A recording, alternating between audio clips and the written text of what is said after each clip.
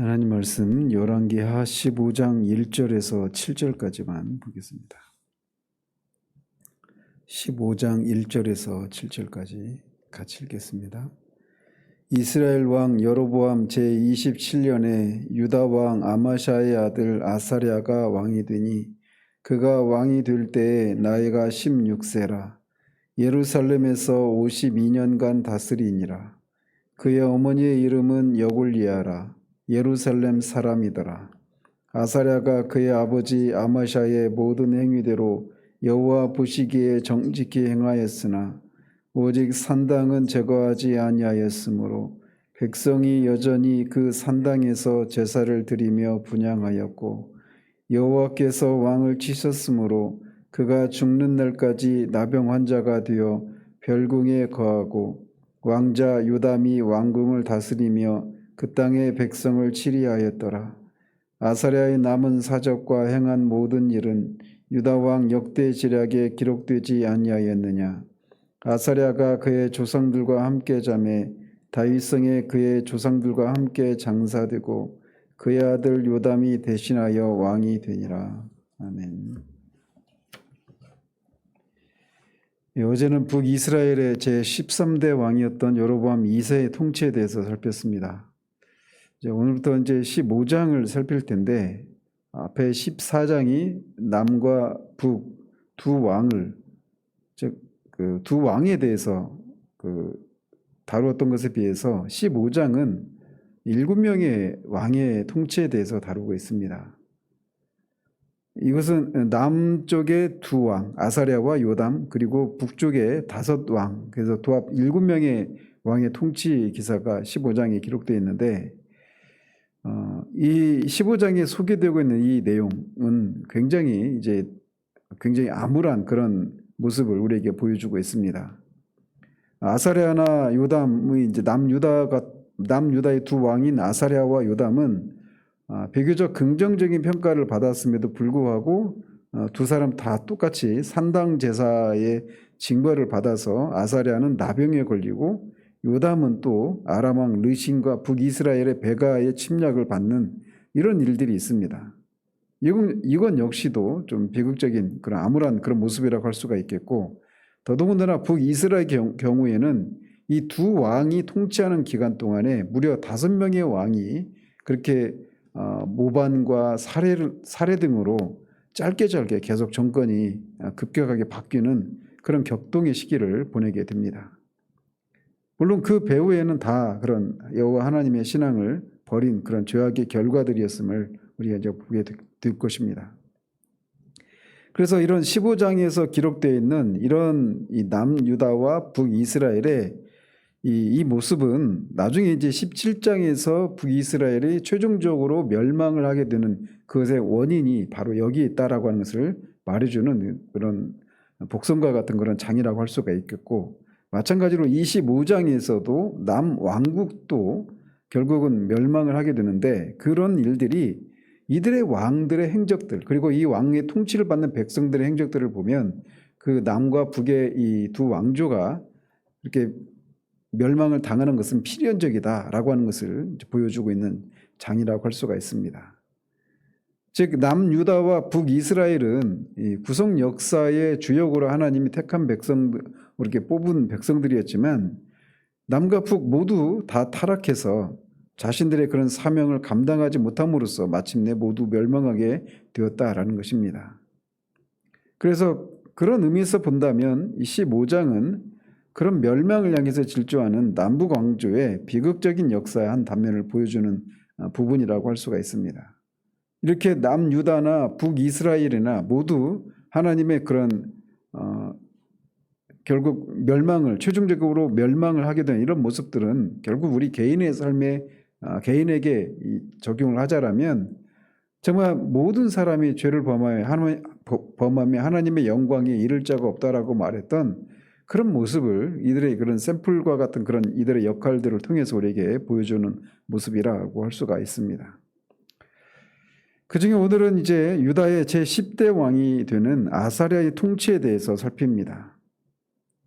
이 남유다에서 가장 오랜 통치를 한 왕은 아이러니하게도 므낫세 왕입니다. 남유다에서 가장 악한 왕이라고 할 수 있는 왕이 므낫세인데 므낫세 왕은 무려 55년 동안 통치를 하고 그에 이어서 두 번째로 통치 기간이 긴 왕이 오늘 살피게 될 아사랴 왕입니다. 이 아사랴는 52년 동안 통치를 했다라고 기록을 하고 있어요. 그런데 이 아사랴가 역대기에 보면 우시야로 등장을 합니다. 그래서 아사랴는 본명이었던 것으로 보여지고 우시야는 왕이 되었을 때 이름으로 그렇게 우리가 유추해 볼 수가 있습니다. 그런데 1절에 보면 이 아사랴가 북이스라엘 왕 여로보암 2세 27년에 남유다의 왕으로 등극했다 이렇게 전하고 있는데 앞에 14장 23절에 보면 여로보암 2세가 아마샤 15년에 북이스라엘 왕이 되었다라고 말하고 있습니다. 그래서 그리고 아마샤가 15년 아마샤 15년에 북이스라엘의 여로보암 2세가 왕이 되었다 이렇게 전하고 있고 이 아마샤는 그 뒤로 14년을 통치한 후에 총 29년의 통치 기간을 마치고 죽습니다.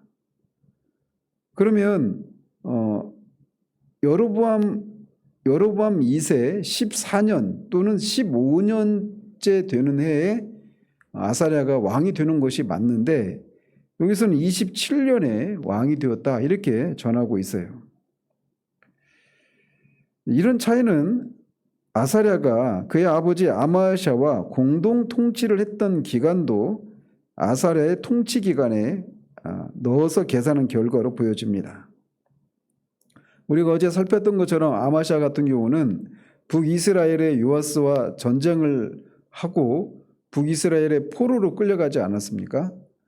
그 포로로 끌려간 그 기간 동안에 이 남유다의 경우에는 왕이 없어진 상황이니까 그의 아들 아사랴를 16세가 되었던 아사랴를 그때 왕으로 그렇게 자리에 앉혔던 것으로 보여집니다. 아사랴를 앉히고 섭정을 했던 것으로 보여져요. 그리고 나서 그렇게 해서 9년 동안 통치하고 있는 사이에 이제 아마샤가 다시 남유다로 복귀를 한 겁니다. 그리고 나서 15년을 통치하고 죽은 거예요. 그래서 9년에다가 15년 하면 24년에다가 아사랴가 이제 아버지가 죽고 나서 아사랴가 단독으로 28년 그래서 공동 통치 24년에 단독 통치 28년 해서 52년의 통치를 했다 이렇게 계산해 보면 이 기간이 이제 맞아집니다. 아사랴 역시 다윗 왕조의 혈통과 연속성을 강조하는 이 남유다의 다른 왕들처럼 북이스라엘과는 다르게 그의 어머니가 누구인가를 소개하고 있는데 그의 어머니는 예루살렘 사람 여굴리아였다라고 전하고 있습니다. 이 아사랴가 통치할 때 활동했던 선지자들이 호세아, 아모스, 요나 등입니다. 어제도 살폈던 것처럼 이 세 왕은 주로 북이스라엘에서 활동했던 선지자들이에요. 그런데 이제 이들이 활동할 때 남쪽에서는 스가랴 선지자라고 하는 분이 활동을 합니다. 그래서 역대하 26장 5절에 보면 이 스가랴를 하나님의 묵시를 밝히 아는 자라고 그렇게 전하고 있습니다.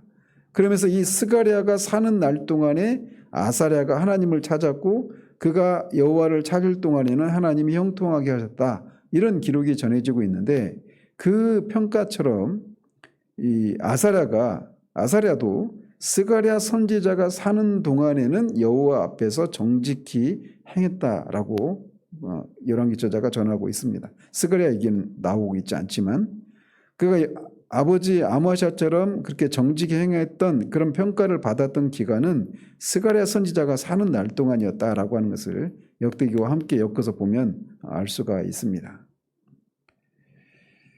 그래서 이 3절에서는 이 아사랴가 그의 아버지 아마샤가 행한 것처럼 여호와 앞에 정직했다 이렇게 평가하고 있는데 이게 마냥 긍정적인 평가만은 아니라고 할 수가 있습니다.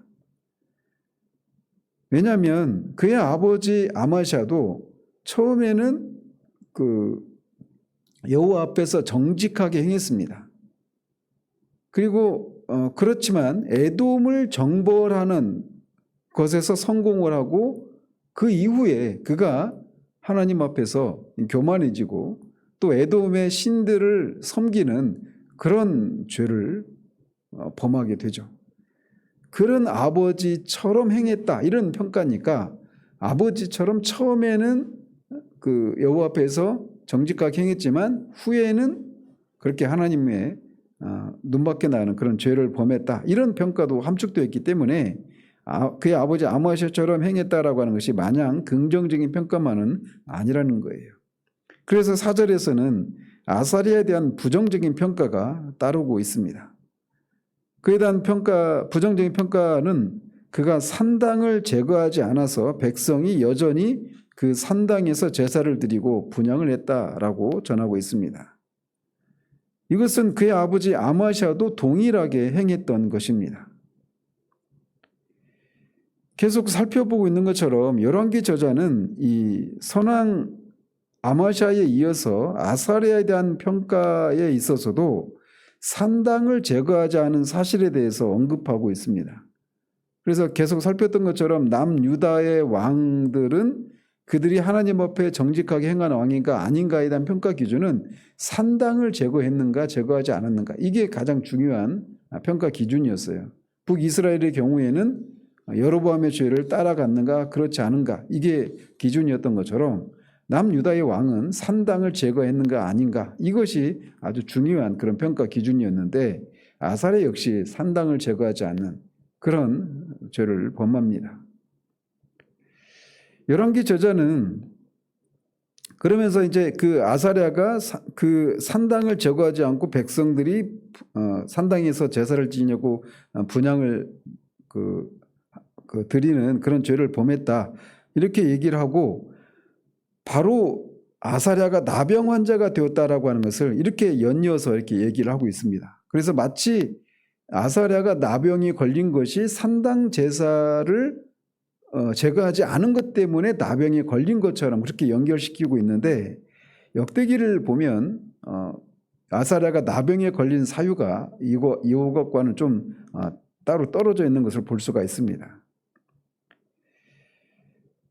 역대기를 보면 이 아사랴가 이제 초기에는 스가랴가 살아있는 동안이었죠. 그 초기에는 주변의 이방 나라들을 전쟁에서 승리를 하고 아람도 정복하고 그 결과 주변에 있는 모든 나라들이 아사랴를 두려워합니다. 그런데 이런 성공을 거둔 후에 그가 나라가 강성해지자 이것을 하나님의 은혜로 돌리지 않고 아버지 아마시아와 같이 자신의 능력과 힘으로 된 것이냐 그렇게 결국 교만에 빠지고 맙니다. 게다가 그는 왕권을 강화하기 위해서 제사장의 직무를 침범하는 그런 죄까지 범합니다. 그래서 제사장만이 분향을 할 수 있는데 그가 제사장이 하는 그 분향을 여호와의 성전에서 드리려고 했단 말이에요. 그래서 제사장이 그를 만류했지만 그럼에도 불구하고 성소에서 분향을 강행하려고 합니다. 이것은 여호와의 율법을 분명히 대놓고 어기는 그런 죄였단 말이죠. 따라서 그 자리에서 아사랴가 즉시로 나병에 걸리는 징계를 하나님으로부터 받게 됩니다. 그래서 나병에 걸린 사유가 바로 이것 때문이었어요. 직접적인 원인은. 그런데 이 열왕기 저자는 아사랴가 여호와의 징계를 받아서 나병에 걸리게 된 것이 이것 때문이다라고 밝히지 않고 산당 제사와 연관시키고 있어요.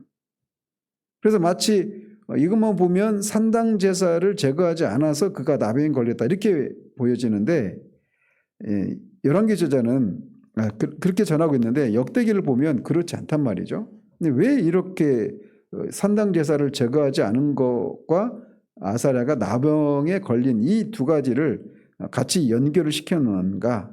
이거는 이 아사랴에 대한 범죄와 징계가 단순히 개인적인 차원이 아닌 남유다 사회 전체를 포괄하는 공동체적인 차원이라고 하는 것을 부각시키기 위해서입니다. 즉 백성의 대표인 왕이 나병에 걸렸다라고 하는 것은 백성들 전체가 산당 제사로 대변되는 우상 숭배로 인해서 저주를 받은 것이나 마찬가지라라고 하는 것을 이제 열왕기 저자가 보여주고 있는 거예요. 그가 이렇게 하나님의 징계로 나병에 걸리자 그는 별궁에 거하면서 그의 아들 요담이 대신해서 왕궁을 다스리고 백성들을 치리합니다. 아사랴가 이 나병에 걸린 것이 그의 통치 말년이었고 그의 아들 요담과 섭정을 했다라고 하는 이런 기록을 고려해 볼 때 아사랴가 나병 환자로 보낸 기간은 약 한 10년 안팎의 기간이었을 것으로 보여집니다. 이는 아사랴가 나병 환자가 된 이후에 별궁에 거하는 동안 그의 아들 요담이 정사를 돌보았는데 이때 요담의 나이는 적어도 15세 이상이었을 것으로 추정되기 때문에 그렇습니다. 아사랴가 이제 죽고 요담이 정식 왕위에 올랐을 때가 33절에 보면 25세라고 이렇게 전하고 있는데 아사랴가 나병에 걸린 기간은 그거를 감안해 보면 한 10년 안팎의 기간 동안 나병을 앓다가 죽은 것으로 보여집니다. 이어서 6절과 7절은 다른 왕들의 이 죽음과 등극 공식을 이렇게 또 도입을 해서 아사랴의 남은 행적이 유다의 왕 역대지락에 기록되어 있고 그가 죽어서 다윗성의 조상들과 함께 장사되고 요담이 대신해서 왕이 되었다 이렇게 전하고 있습니다. 그런데 역대기 저자 보면 아사랴가 나병에 걸렸기 때문에 조상들의 묘지에 함께 장사되지는 못하고 조상들이 묘지 곁에 장사되었다 이렇게 전하고 있습니다. 그런데 이에 비해서 열왕기 저자는 아사랴가 다윗 언약 아래에 있는 왕이라고 하는 것을 감안해서 비교적 중립의 형태로 그가 그의 조상들과 함께 장사되었다 이렇게 전하고 있습니다. 그래서 어쨌든 그가 그렇게 죽고 그의 아들 요담이 이제 남유다의 11대 왕이 되어서 이제 정식 왕으로 등극을 하게 됩니다. 이제 뒤에서 살피겠지만 이 요담 왕이 다스리던 시대에 유다는 아주 큰 번영을 누리게 됩니다. 그래서 국내적으로는 여러 지역의 성체와 망대들을 세우고 대외적으로는 암몬을 정벌하는 등 강력한 통치를 행사를 합니다. 그래서 그가 여호와 앞에서 정직히 행했다라고 하는 평가를 34절에 보면 받고 있지만 전반적으로 그의 전반적인 통치에 대한 통치는 성공적이지 못했다 이렇게 총체적인 평가를 내릴 수가 있습니다. 그도 그럴 것이 이것을 알 수 있는 것은 이 당시에 요담이 활동하던 시대에 활동했던 선지자가 미가와 이사야 선지자입니다. 이사야서 6장 1절에 보면 요담의 아버지 아사랴가 죽을 그 해에 이사야가 선지자로 그렇게 세움을 받는데 요담 때부터 그러니까 이사야가 활동을 했던 거죠. 그래서 이사야서를 보면 이스라엘의 죄악에 대해서 계속 그렇게 경고하지 않습니까? 그리고 환상을 통해서 예루살렘이 황폐하게 되는 바벨론에서 이제 완전히 황폐화되고 멸망받을 것을 그런 것들을 미리 내다보지 않습니까? 그래서 요담 당시에도 여전히 그런 이 근본적인 죄악의 문제들이 해결되지 않았다라고 하는 것을 볼 수가 있습니다. 어쨌든 우리는 이 아사랴에게서도 똑같이 그 앞에 있는 모든 왕들처럼 그도 역시 처음에는 하나님을 찾았지만 그리고 나라가 안정되고 나니까 교만해져서 결국은 죄악에 빠지는 이런 모습을 그대로 보여줍니다. 근데 이런 모습은 우리가 계속 이스라엘 역사, 왕정시대 이전에도 사사시대에도 여전히 똑같은 그런 모습을 우리는 봅니다. 사사시대도 그렇고 왕정시대도 그렇고 분열왕국 시대에도 계속해서 끊임없이 하나님 앞에 하나님을 찾고 의지하고 그래서 하나님의 도우심을 힘입으면 그때는 잠시 여호와 앞에 정직하게 행하다가 그리고 나라가 안정되고 강성하게 되면 또 죄를 범하는 이런 패턴이 아사랴에게서도 여지없이 우리가 보게 됩니다. 52년을 통치했지만 결국은 그의 최후는 그런 모습이 됩니다. 모세는 신명기에서 이스라엘 백성들에게 말하기를 너희들이 그 땅에 들어가서 가나안 땅에 들어가서 너희들이 부자가 되고 윤택해지고 삶이 안정이 되었을 때 여호와 하나님을 잊지 말아라. 이 모든 것이 너희들이 특별해서 얻은 것이 아니라 하나님이 은혜로 너희들에게 주어진 것임을 기억하라라고 하는 것을 신신당부하듯이 그렇게 부탁을 합니다. 그러나 우리가 그 가나안 땅에 들어온 이스라엘 전 역사를 보면 그들은 끊임없이 자신들이 안정을 취하게 되면 그것이 마치 자신의 그 무엇으로 말미암아 되어진 것처럼 교만해져서 결국은 실패로 마감하는 그런 역사가 계속해서 우리가 보게 되는데 이런 모습을 우리는 여기서 또 볼 수가 있습니다. 따라서 우리는 이렇게 정말 이런 인간, 그러니까 아사랴라고 하는 한 인간을 통해서 또 여러 많은 모든 열 왕들의 그런 그 역사를 통해서 인간이라고 하는 존재가 어떤 존재인가라고 하는 것을 우리가 볼 수 있어야 합니다. 우리는 하나님 앞에 정말 하나님께서 이런 아담의 본성을 타고난 우리 그 자체로는 하나님의 뜻에 순종하며 살 수 없다라고 하는 것을 고스란히 보여주는 역사가 이스라엘의 역사라고 하는 것을 우리가 봅니다. 이스라엘 사람들만 그런 것이 아니라 모든 사람이 다 그렇다라는 것이죠. 그래서 우리가 이런 이 아사랴도 그렇고 이제 나중에 요담도 그렇고 모든 왕들이 다 그 근본적인 원인이 하나님의 은혜를 잊고 교만해져서 이런 죄악에 빠지는 거예요. 결국은 우리가 교만의 죄를 경계해야 되는데 우리가 뭐 교만의 죄든 어떤 죄든 간에 그 하나하나를 죄를 이길 수 있는 힘의 원천은 우리가 그 하나하나의 죄와 맞붙어서 싸우는 이런 방식으로 죄를 이길 수 있는 것이 아닙니다. 로마서에서 말하고 있는 것처럼 로마서 6장, 7장, 8장에서 말하고 있는 것처럼 그 앞에 있는 장을 포함해서 우리가 예수 그리스도와 연합해서 죽고 그와 또 합하여서 살아났다라고 하는 그리스도와 연합을 통해 우리가 그와 함께 죽고 살아나는 것을 통해 죄에 대해서 죽고 하나님을 향해서 살아난 사람이라고 하는 것. 그래서 더 이상 우리가 죄의 지배 아래 있지 않다라고 하는 이것들을 믿음으로 붙들고 끊임없이 우리를 부인하고 우리 안에 생명으로 와 계신 그리스도를 성령의 능력을 힘입어서 그리스도가 사셨던 그 삶을 우리가 살아내는 것이 아니면 우리는 어떤 작은 죄라고 하는 우리가 지배하고 통제할 수 있을 것 같다라고 생각하는 그런 죄도 그 죄뿐만 아니라 모든 죄를 우리가 이기며 살 수 있는 그런 삶의 원천이 바로 거기에 있습니다. 그래서 우리가 죄를 이기고 거룩한 삶을 이루어가는 이 성화의 삶에 있어서 그리스도와의 연합되어 있다라고 하는 그리스도와 우리가 연합되어 있다라고 하는 이 진리를 알지 못하고는 그리고 정말 우리 안에 그리스도께서 이 땅에서 하나님 아버지를 위해서 살았던 그 하나님 보시기에 완벽한 삶을 살 수 있었던 그것이 그 안에 계신 성령의 한량없이 부어주시는 성령의 능력으로 말미암아 그 삶이 가능했다라고 하는 것, 가능했던 것처럼 동일한 성령이 우리 안에 와 계시다라고 하는 것. 그래서 매 순간 순간마다 성령의 순종에 성령께 순종하고 성령의 인도하심을 따라 사는 삶을 통해서만 우리가 죄를 이기고 하나님을 기쁘시게 해드리는 삶을 살 수 있다라고 하는 것. 이것을 알지 못하면 우리는 결코 이런 수많은 실패 사례의 그것을 피해갈 수가 없다라고 하는 것을 우리가 늘 기억을 해야 됩니다. 그래서 우리가 늘 기억해야 돼요.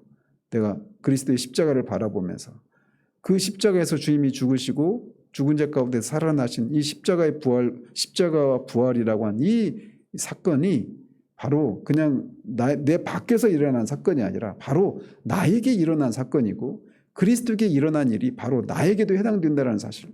그래서 그리스도가 사셨던 삶이 똑같은 원리로 내가 그 원리를 따라갈 때 그 삶을 살 수 있다는 것을 늘 기억하지 않으면 우리가 안 된다라는 것을 이 아침에 다시금 생각하게 됩니다. 이 아침에 기도할 때도 정말 다시금 하나님께 우리가 이미 그리스도의 십자가의 죽으심과 부활을 통해서 이루어진 그 일들이 무엇인가를 우리에게 밝히 조명해 주셔서 실제로 이런 삶을 살 수 있는 그런 은혜를 주시기를 구하며 나가기를 원합니다. 기도하겠습니다. 하나님 아버지, 남유다의 10대 왕 아사랴의 통치 행적에 대해서 우리가 이 아침에 살펴봅니다. 그 역시 예외 없이 그 앞에 있었던 유다의 선왕들뿐만 아니라 북이스라엘의 왕들과 같이 하나님의 도우심을 힘입었을 때는 하나님을 찾고 추구하다가 결국은 안정이 되고 강성해졌을 때 교만해져 결국은 심판을 당하는 이 전형적인 패턴을 따라가고 있는 것을 보게 됩니다. 이것이 단지 이스라엘의 왕들의 역사일 뿐만 아니라 모든 인간의 모습이라고 하는 것을 우리가 보게 됩니다. 아담으로부터 물려받은 그 상례적인 그런 생명과 능력으로는 결코 죄를 이기고 하나님을 위해서 살 수 있는 삶이 가능하지 않은 것을 이들의 실패 사례를 통해서 우리가 보게 됩니다. 그렇기 때문에 우리에게는 새로운 생명이 필요함을 봅니다. 그 일을 그리스도께서 십자가에 죽으시고 다시 사시는 이 일을 행하실 때 우리를 그 안에 넣으셔서 그가 죽으실 때 우리도 죽고 그가 살아나실 때 우리도 살아나게 하셔서 우리가 죄에 대해 죽고 하나님을 향해 살아나게 하시는 그 결과 우리가 살아날 때 새 생명을 우리 가운데 주셔서 그 새 생명 가운데 행하는 것을 통해서만 우리가 죄를 이기고 하나님을 기쁘시게 해드리는 삶을 살 수 있음을 다시금 기억하게 됩니다. 이 아침에도 하나님, 이 하루도 우리가 그리스도 안에서 하나님 앞에서 우리가 어떤 위치에 있는지를 우리가 기억하고 그 위치를 믿음으로 붙들고 그렇게 우리를 부인하고 성령에 순종해 나가는 것을 통해 하나님의 마음에 시원함을 드리는 그런 삶을 살아가는 이 한 날 되길 수 있도록 도와주시기를 원합니다. 예수 그리스도 이름으로 기도합니다. 아멘.